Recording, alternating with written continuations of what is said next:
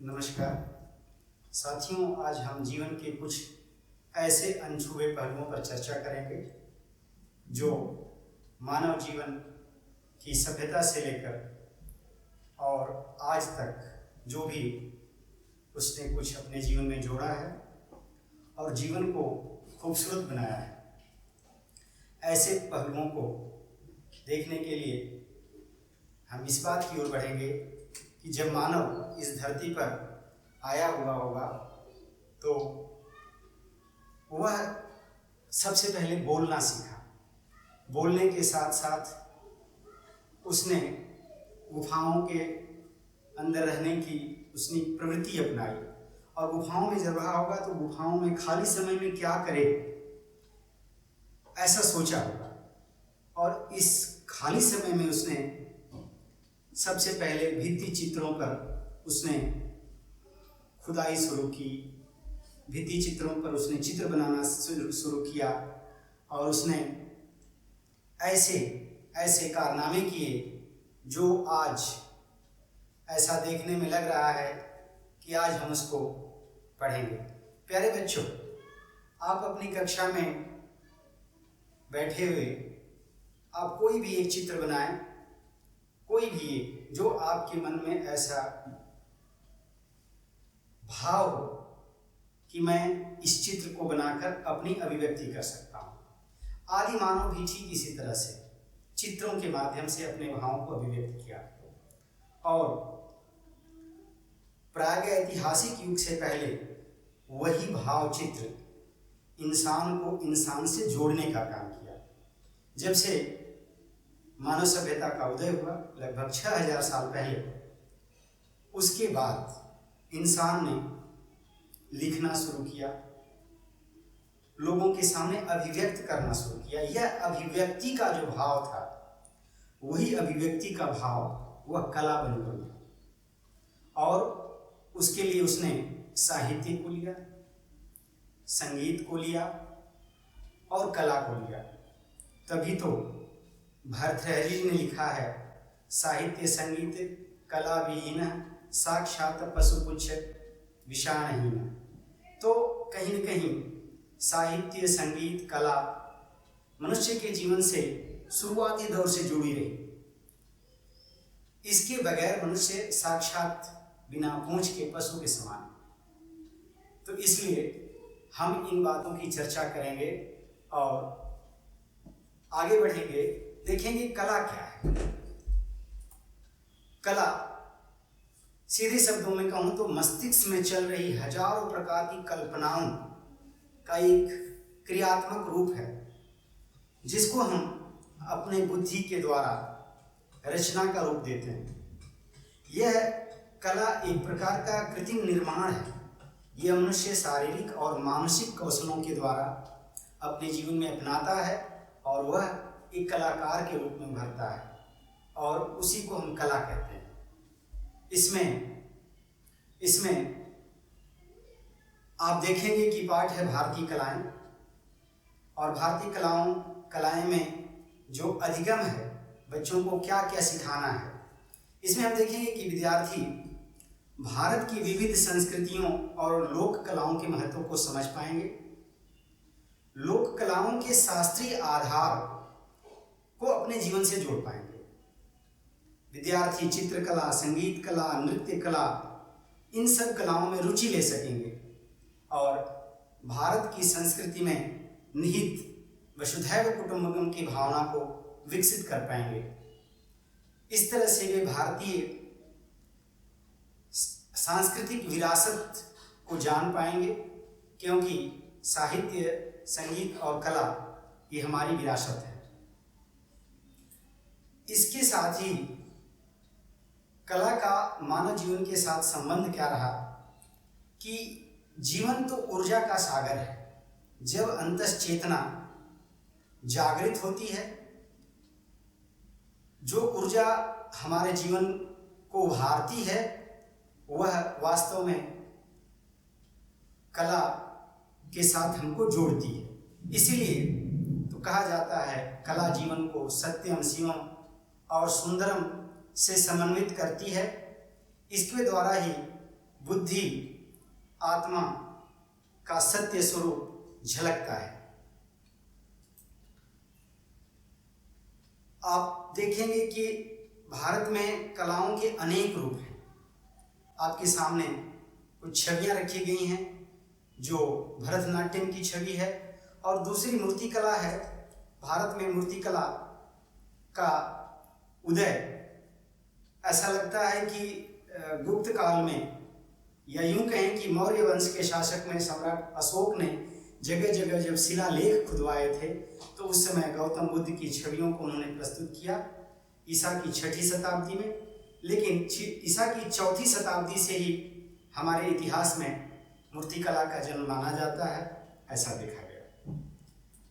तो ये जो मूर्तिकला है, गौतम बुद्ध की मूर्तिकला, अब इस प्रकार की मूर्तियां भारत में हैं, लेकिन इसी शैली की मूर्तियों की बात करें तो इस शैली की मूर्तियां भारत के बाहर कंबोडिया या जावा, चाइना, जापान ऐसे देशों में गौतम बुद्ध की मूर्तियां मिलती हैं। और गौतम बुद्ध की मूर्तियों का प्रभाव बौद्ध धर्म से जुड़ा हुआ है, जो हमारी एक सांस्कृतिक धरोहर के रूप में है, क्योंकि जो ज्ञान गौतम बुद्ध ने उस समय में दिया है वह मानव जीवन में एक कला की भांति है।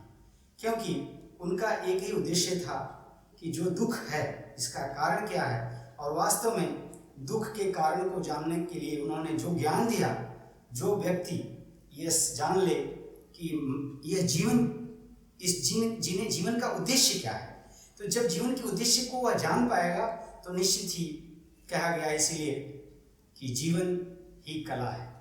जीवन जीने की कला अगर इंसान ने सीख लिया तो मैं मानता हूँ कि वो एक सफल कलाकार है। ये भारत भूमि जो है एक रंगमंच की तरह है।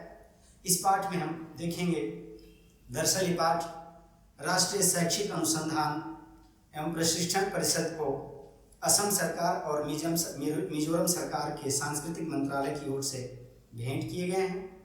कला और भाषा का विकास मनुष्य के जीवन के आदिम इतिहास से जुड़ा है। प्रकृति के बीच रहकर मानव ने गुफाओं और चित्रों में अपने जीवन को, कला और भाषा का इतिहास मनुष्य के जीवन के आदिम इतिहास से जुड़ा हुआ है। प्रकृति के बीच रहकर मानव ने गुफाओं में चित्रकारी करके अपने जीवन को रंगीन बनाया। मध्य प्रदेश में स्थित भीमबेटका के गुफा चित्र इसके प्रमाण हैं। चिड़ियों के कलरव से मनुष्य ने संगीत का अनुभव किया, और संगीत की मधुरता का ज्ञान मानव को ठीक वहीं से हुआ जैसे कोयल की आवाज। आजकल हम देखें भारत में हमारे त्योहारों, उत्सवों, जन्मोत्सवों, पूजा विधान, खेती किसानी, ऋतु गीत, मेलों ठेलों में जाते समय महिलाएं और पुरुष अपने अपने अनुसार, अपनी संस्कृति के अनुसार उसको गाते हैं, और इस तरह से लोक संगीत का उदय हुआ, जो बाद में चलकर शास्त्रीय संगीत का आधार बना। भारतीय कला का उद्भव आज से ही नहीं बल्कि सिंधु घाटी सभ्यता से देखने को मिलता है। उस समय भी मनुष्य ने मूर्ति निर्माण, मोहरों का निर्माण, और यहाँ तक कि कपड़ों के रंगने का कारखाना तक वहाँ मिला। तो उस समय से लेकर आज तक लगभग 5,500 साल से भारतीय कला, जिसमें चित्रकला, संगीत कला और मूर्ति कला देखें तो ऐसा लगता है कि जो सुंदर सुंदर मूर्तियों का निर्माण हुआ होगा तो मानव ने कितनी सुंदर कल्पना की होगी। वह चाहे देवी देवताओं की कल्पना रही हो, चाहे छवि चित्रों की कल्पना रही हो, और उसी से धीरे धीरे आगे बढ़ते बढ़ते मनुष्य ने आज इतनी ऊंचाई पर अपनी कला को ले गए कि लोग अपने घरों में उन छवियों को लगाने लगे जो मोहक होती हैं। नर नारी की छवियाँ आप देखे होंगे, पशु पक्षियों की छवियाँ, हाथ से बनाकर की गई छवियों की सुंदरता देखते ही बनती है। अब भारत में विविध भाषाएं हैं, विविध प्रांत हैं, विविध कलाकारी है। अब आप देखेंगे कि छत्तीसगढ़ में कुछ लोग जो कला दिखाते हैं उसका नाम है कलमकारी, पंजाब में फुलकारी और महाराष्ट्र में बरली, बिहार की मधुबनी चित्रकला आज पूरे विश्व की एक शानदार कला का नमूना का रूप है। कपड़ों पर ये की गई जो कलाकारी है, स्पेशली विशेष तौर से मधुबनी की बात करें तो मधुबनी आज इस मांग इतनी बढ़ी हुई है कि इसका एक बहुत बड़ा बाजार बन गया है। ठीक ऐसे ही उत्सव त्योहारों पर हम देखते हैं कि खास तौर से दक्षिण भारत में, महाराष्ट्र में सुबह सुबह लोग अपने घरों के आगे रंगोली बनाते हैं, साफ सफाई करके विभिन्न अलग अलग प्रकार के रंगों का प्रयोग करते हैं। बहुत खूबसूरत लगता है और ये चित्रकला का बहुत सुंदर नमूना है। आज मध्य प्रदेश और उत्तर प्रदेश में भी हम देखते हैं कि शादी ब्याह के अवसरों पर या पूजा के अवसरों पर चौका पूर्णा करते हैं आटे से, और एक स्टिक ले लेते हैं, छड़ी ले लेते हैं, उस पर करते हैं। राजस्थान में इसको मड़वा कहते हैं, गुजरात में सतिया कहते हैं और उत्तराखंड में इसको एपन कहते हैं। तो इस प्रकार की चित्रकला को हम भारत के कोने कोने में देखते हैं। और यही नहीं, मैं ये देखता हूँ कि पूर्वोत्तर के राज्यों में बांस के बनाए गए सुंदर सुंदर टोकरी, प्लेट्स, डलिया और इतनी सुंदर कलाकारी की जाती है जिसको देखकर मन मोह जाता है। और ये देखा गया कि जो देश के कोने कोने में जनजातीय समूह हैं, इन्होंने इतने सुंदर हाथ की कारीगरी की है कि जिसको देखकर हर कोई उस पर आकर्षित होता है। राजस्थान के कुछ क्षेत्रों में, चित्तौड़गढ़ के क्षेत्र में, ये लोग दरवाजे पर नक्काशी करते हैं और सुंदर सुंदर दरवाजे बनाए जाते हैं जिस पर बहुत बारीकी से कलाकारी की जाती है। तो हम इस प्रकार से देखते हैं कि कला का जो भारत में कला का जो नमूना है वह बहुत ही बेहतरीन है। भारत में संगीत का प्रमाण वैदिक महर्षियों की पूजा और मंत्रोच्चार से देखा जाता है। तभी तो भरत मुनि ने नाट्य शास्त्र में ये लिखा है, साहित्य संगीत कला विहीन है। भारतीय संगीत सुर, ताल, राग और काल से संबद्ध है। समय के अनुसार राग गाए जाते हैं। रागों के कई सारे प्रकार हैं, ताल के प्रकार हैं, जैसे 3 ताल है, 16 मात्राओं का ताल है। धा धिन धिन धा, धा धिन धिन धा, धा 3 3 ता, ता धिन धिन धा। इसी तरह से घरवा ताल है, धागे न तिनक धिन, धागे न तिनक धिन। तो इस तरीके के तालों का प्रयोग किया गया है। रूपक ताल है, 1 ताल है, 4 ताल है, खेमटा ताल है। तो इस तरह से संगीत में ताल हैं। और जहाँ तक सुर की बात है तो सुर के लिए तो मैं कहता हूँ गानपन, जैसे 7 स्वरों का जो तालमेल है, इन्हीं से सारे सुर बनते हैं और राग बनते हैं। राग की बात करें तो विभिन्न प्रकार के राग हैं। 6 थाटों पर राग भैरवी है जो सुबह गाया जाता है, भैरव भी है।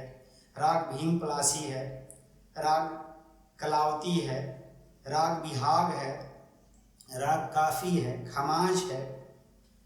तो इस तरह से बहुत सारे रागों पर हमारा संगीत निर्भर है और काल है इनके लिए। समय में कौन से समय में कौन सा राग गाया जाता है, किस समय में कौन सा राग गाया जाता है। जैसे कि मैंने बताया कि राग भैरवी जो है सुबह का राग है। इसी तरह से राग असावरी है, वह भी सुबह 10 बजे तक गा सकते हैं उस राग को। तो इस तरीके का राग दीपक है और राग मेघ है। तो राग मेघ ऐसा राग है कि गाया जाए तो शायद इंद्र देवता प्रसन्न हो जाएं और वर्षा हो जाए। तो ऐसे रागों के बारे में चर्चा की गई है।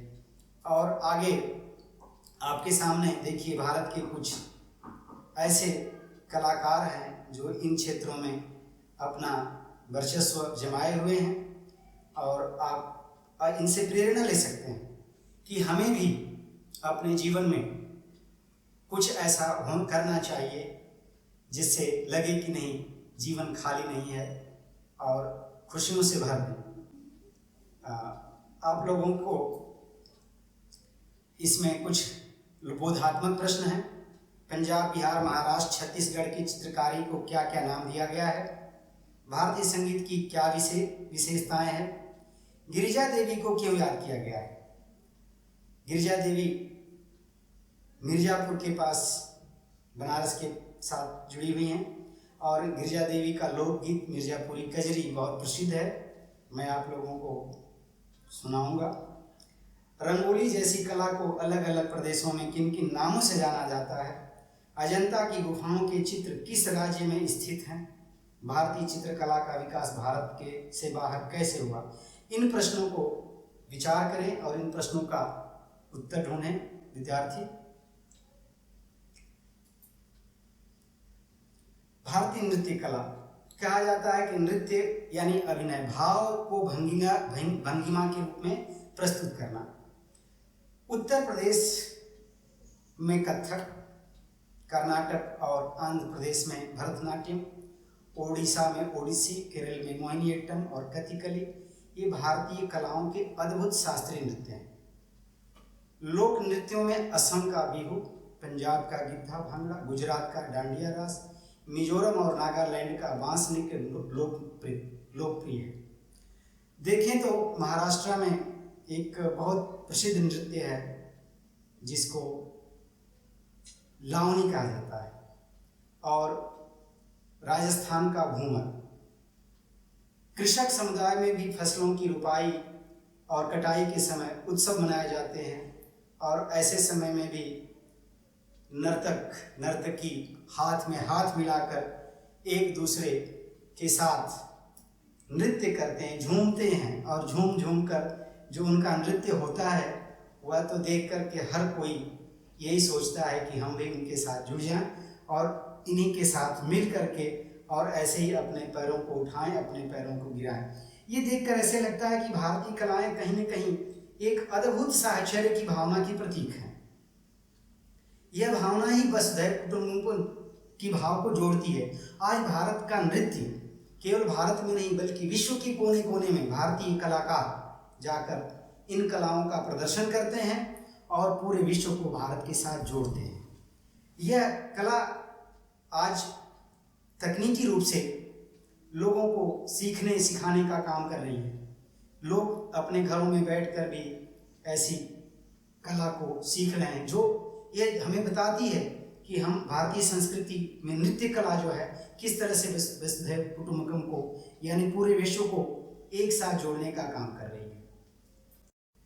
तो साथियों, आप लोगों के लिए एक बहुत बेहतरीन लोक नृत्य का नमूना पेश करने के लिए मैं यहाँ तैयार हूँ और मैं नहीं बल्कि आप लोगों को इस पीपीटी में एक सुंदर घूमर गीत देखने को मिलेगा। आइए देखते हैं।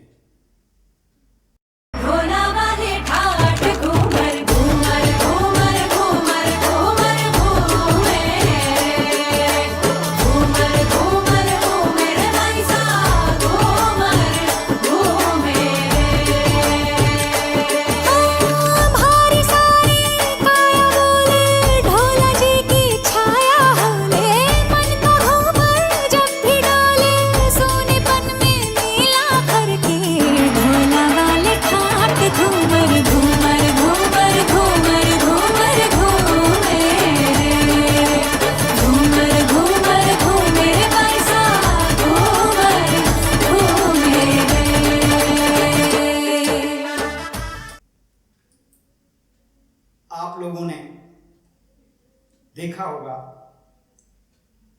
कि घूमर कैसा होता है, घूमर नृत्य करने वाले कितने आनंद विभोर होते हैं। दूसरा नमूना आप लोगों के सामने है भारत के शास्त्रीय नृत्य का। इसमें किस तरह से तराना गाया जाता है और तराने पर नृत्य होता है, गायन कैसे होता है, तो आइए उसका भी आनंद लेते हैं।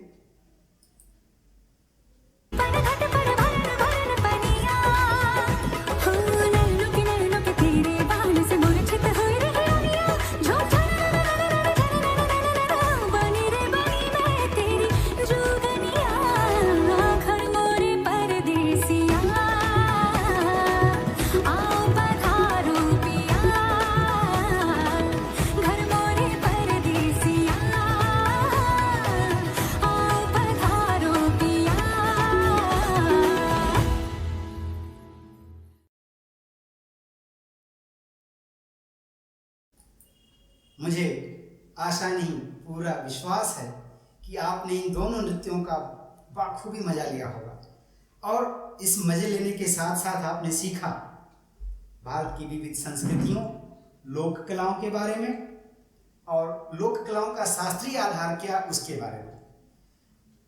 विद्यार्थी संगीत कला, चित्रकला, नृत्य कला और मैं यूँ तो कहूँ साहित्य कला में भी रुचि लेंगे और पूर्ण विश्वास है कि भारतीय संस्कृति का जो यह रूप है, कला का रूप, नृत्य के रूप में, गायन के रूप में, इससे वसुधैव कुटुंबकम की भावना का विकास होगा और वे जहाँ भी जाएंगे इन कलाओं के माध्यम से अपने आप को पूरे विश्व में जोड़ पाएंगे।